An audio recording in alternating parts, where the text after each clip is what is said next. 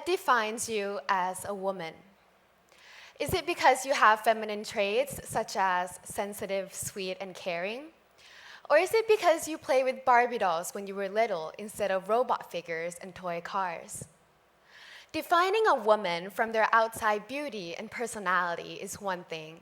But now, what about those of us who do not have those traits or love the color blue instead of pink? What about those of us who look more masculine than feminine or have deeper voices and short hair? If we do not conform to the traditional expectations of gender norms, then are we still a woman? Most dictionaries define woman as an adult female human being.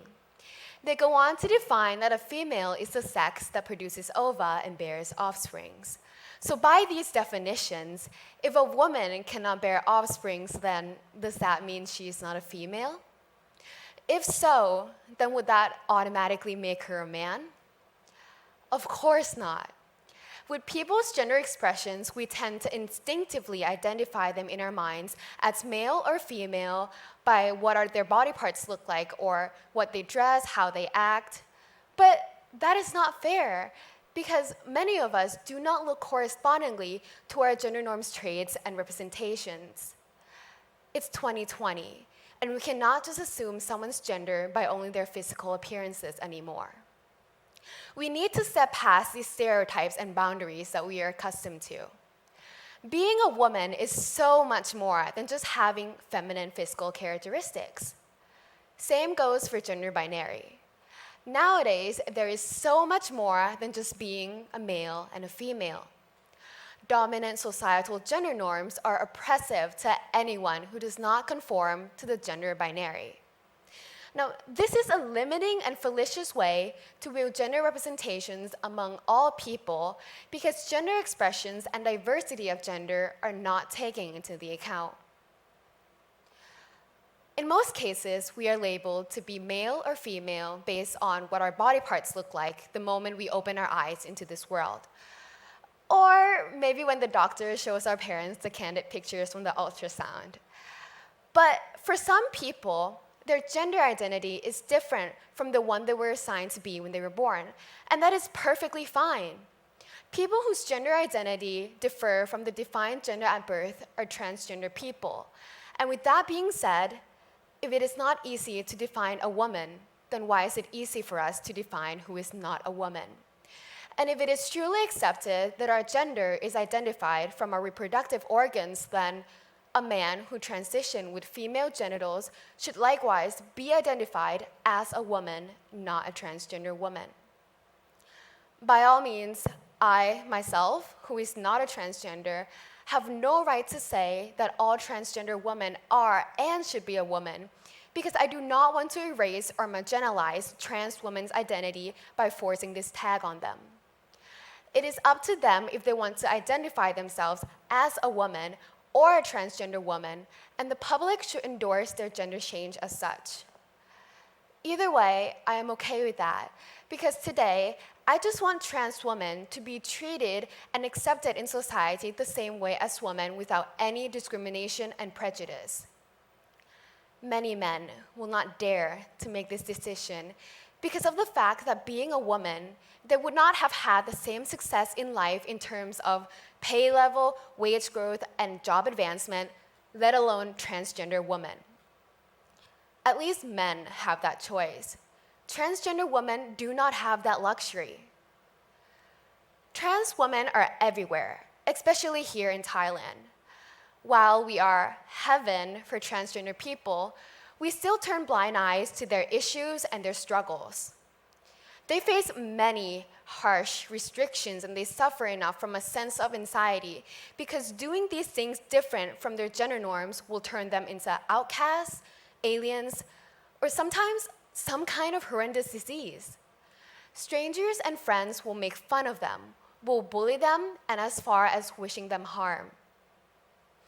Now, you can see that trans women are very, very oppressed. But according to a national survey by Tolerance But Not Inclusion on experiences with discrimination and social attitudes towards trans women and LGBT people in Thailand, Nearly half of LGBT people have contemplated suicide, and nearly 1/6 have actually attempted it.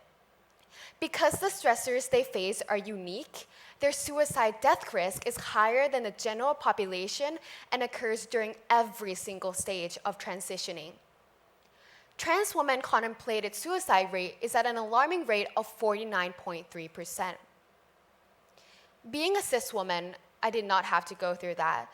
Although I never had firsthand experience with that type of discrimination, I do have many friends who are abused and stressed to the point of being suicidal. Most of us Thais are tolerant and open-minded with acceptance and pleasant attitudes towards trans women, and also support equal rights along with equal access to services for the transgender community, because the issue is distant to us until it is not. When it comes to accepting Thai trans women as family members, friends, coworkers, and even just social acquaintances, then these positive support drop because it hits closer to home. Thai trans women face many harsh restrictions from families, friends, school, work, community, and media contexts, ranging from the family saving phase to protecting family reputation by reminding them to watch the way they dress, act, and speak. Some may even be forced to enter heterosexual relationships by marrying a woman because of an obligation to please the family. Sexually harassed and verbally attacked are common in school and workplace. Common discriminations are unequal wages, biased performance assessment, and also promotion denial. Employment opportunity discrimination and inequity can occur as early as the hiring process and worsen after they are hired. We have to talk about their struggles with discrimination and inequality. We have to stop sweeping these things under the rug because acceptance will not exist if it is never talked about. We need to stop thinking that cisnormativity is the only correct way of life, because it is not. Once the public accepts them fully, then they can discover and adjust to their true identity of life and finally live the lives that they have longed for. Although Thailand has a history and a worldwide reputation for tolerance, in reality, the lives of transgender women are bounded by stigma, bias, and inequity. Most of all, negative assumptions and attitudes towards trans women prevent them from reaching their true potential in life as students, workers, and members of society. People need to be aware that trans women are women and that they deserve equal rights as the rest of us. But they also need to acknowledge that trans women are validated. They have a place in society, and they can be influential models no different than any other woman too. Trans women are capable and productive as any woman.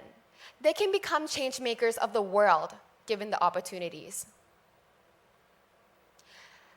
In my point of view, I believe that the public and community accept and praise successful trans women only when they are famous, highly acclaimed, highly regarded, or successful in their lives.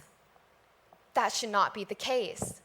Society should not accept trans women only when they help benefit the community one way or another. What about those who are trans women that are law-abiding citizens who may not be as successful but are productive in their workforce? It is important for trans women to be able to live, dress, and have their gender respected at work, at school, regardless of their social status. It is not just allowing trans women to exist. It's an important start, but we can do more. We need to become allies with the trans women community. In my point of view, I believe that becoming an ally with the trans community is a very easy start. With our power of reasoning and comprehension, we can use this power to create an inclusive and accepting society for trans women. Thailand and its society have been struggling with discrimination issues against trans women for a long period of time. And while we are paradise for transgender people, we still have a long way to go. This is very important because Thailand is at one of the top countries with the most transgender women, but discrimination, prejudice, and inequality are still largely present. In my point of view, this is just an ongoing process, but I believe that by educating the public's mindset and help lessen the ignorant gap about this issue, then we will one day be allies with the trans women community. The first step to becoming an ally with trans women is to listen and learn more. Don't tolerate disrespect. If it's inappropriate, whether it's remarks, jokes, or abusive language, then call it out. By understanding and protecting their rights, treating them the same as women without any prejudice, then they will associate that the public is not against them, but instead on their side. And by helping and making their voices heard, we can make more people understand more about their issues and the struggles that they face, which will in turn result in less discrimination towards trans women. To sum it up, there is a common perception that Thailand is an open and accepting society for trans women.